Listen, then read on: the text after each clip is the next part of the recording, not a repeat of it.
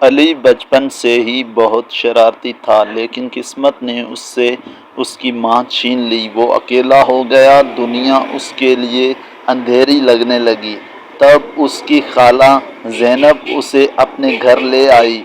شروع میں علی خاموش رہتا، کسی سے بات نہیں کرتا تھا۔ ایک دن خالہ نے اس کے پاس بیٹھ کر نرمی سے کہا، "بیٹا، ماں نہیں رہی لیکن میں ہوں نا۔" یہ سن کر علی کی آنکھوں میں آنسو آ گئے۔ وہ پہلی بار خالہ کے گلے لگ کر رویا۔ وقت گزرتا گیا۔ خالہ زینب نے علی کو نہ صرف پالا بلکہ اسے اچھے اخلاق، تعلیم اور زندگی کے اصول بھی سکھائے۔ ایک دن اسکول میں علی کو ایوارڈ ملا۔ سب بچوں کے ساتھ ان کی مائیں تھیں۔ علی اکیلا کھڑا تھا۔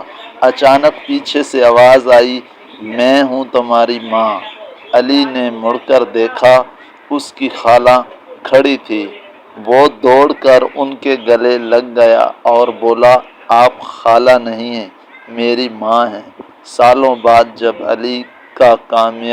علی کامیاب انسان بنا، اس نے سب کے سامنے کہا، "اگر آج میں کچھ ہوں تو میری خالہ کی محبت کی وجہ سے ہوں۔ انہوں نے مجھے ماں سے بڑھ کر چاہا۔" رشتے صرف نام کے نہیں ہوتے، محبت اور قربانی انہیں خاص بناتی ہے۔